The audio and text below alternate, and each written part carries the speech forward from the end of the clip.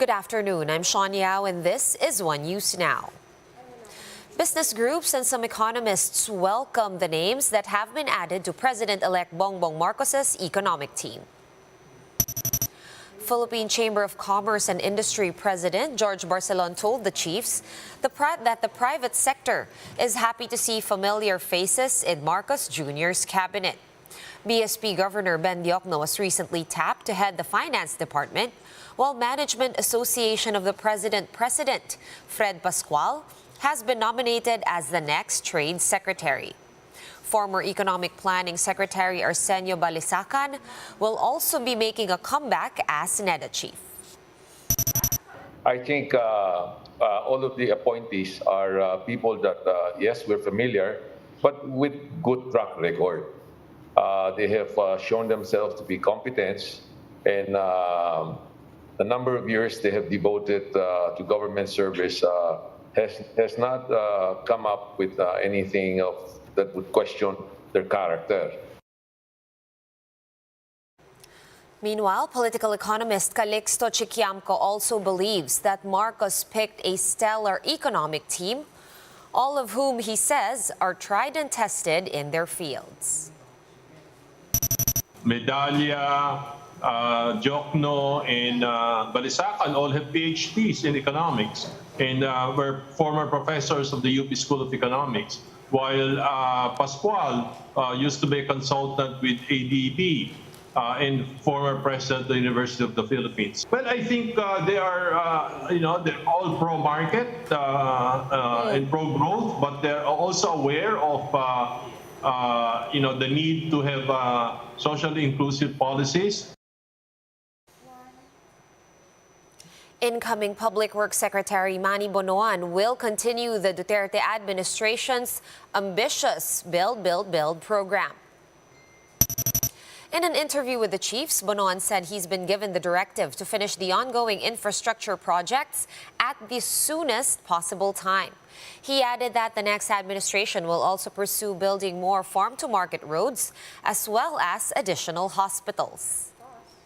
We need to look at the list of other projects that are being considered and reprioritize them at the same time to yes, sir. To look at yung mga high-impact projects that can contribute immediately to propel the much-needed economic recovery of the country. We'll be back with more stories after this quick break. Keep it here on One News.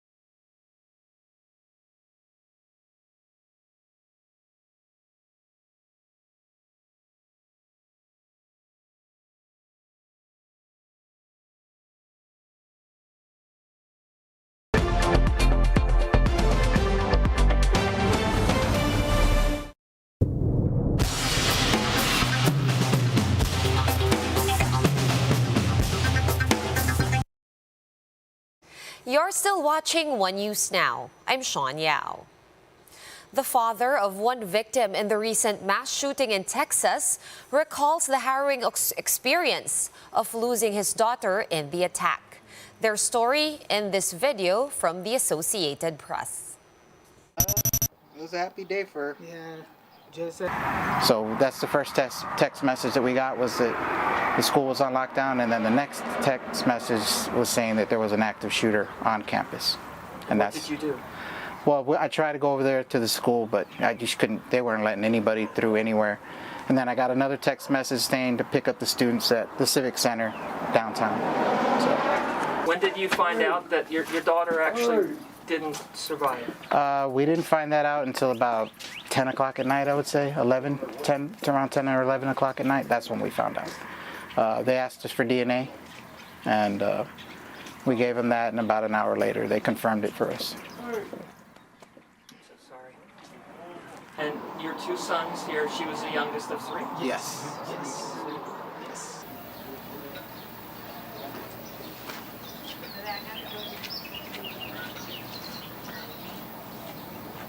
So yeah, she was excited for the summer. We were going to go to the zoo and maybe travel to Illinois to see some family and stuff. But obviously, after what happened,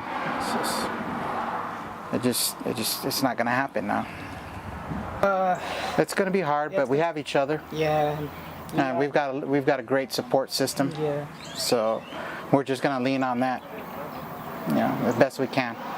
I mean, it's always going to be there, but she's in our hearts, she's in our minds. That can't be taken away from us. You just never would have imagined that it would have happened in such a small town like this. And it's just unreal. We're just glad that we gave her the best life we could while she was here. There was never a dull day with her. She was so happy. She was so free of life. She was like positive. She was energetic, and like she was super nice. She wasn't like mean at all. She was so well mannered. She would say thank you, you're welcome, yes ma'am.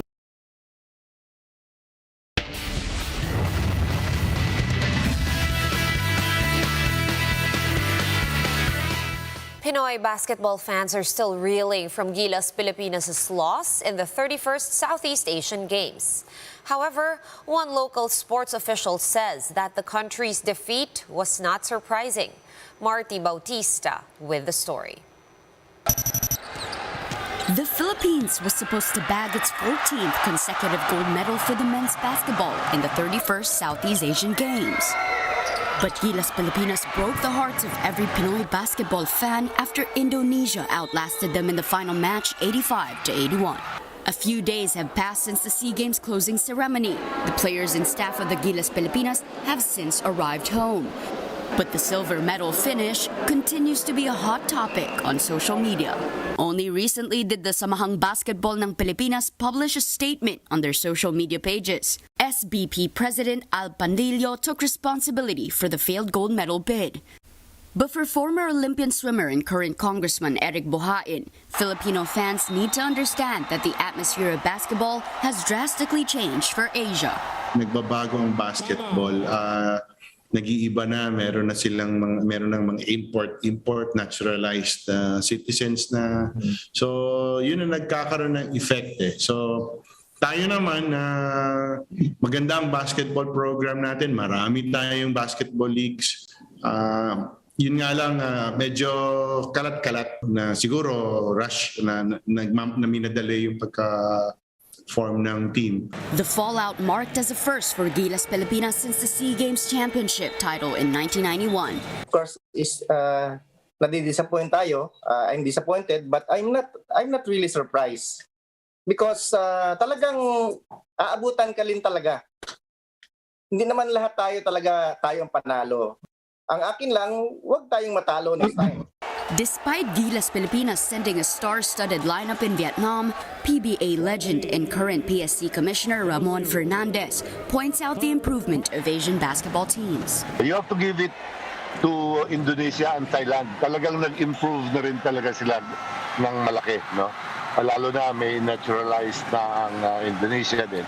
Ang Indonesia kasi talagang nagpalakas ng basketball yan dahil isa sila sa host next year, hindi ba, sa FIBA 23. Tayo, Japan at Indonesia ang host niyan. Sila lang ang hindi automatically kasama doon. They have to go through qualifying rounds, no, for them to qualify sa FIBA 23. Kaya kinuha nila si Torman nga, pinalakas talaga nila. Netizens are now speculating the possibility of former GILAS Pilipinas head coach and current Ateneo Blue Eagles head coach Tab Baldwin's return to the squad. But SBP President Al Panlilio has yet to make a statement regarding the matter.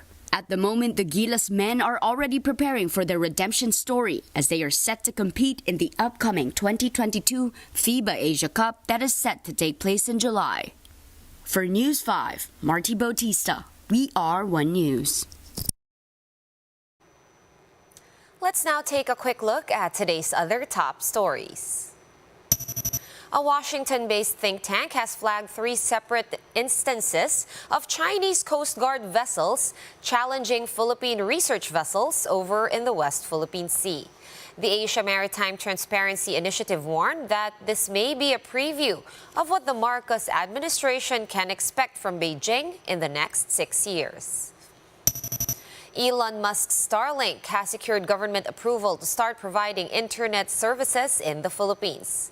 This is after the National Telecommunications Commission approved their value-added service provider registration.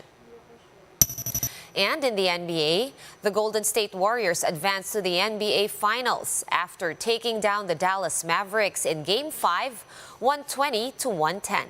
Steph Curry was named as the first ever Magic Johnson Western Conference Finals MVP.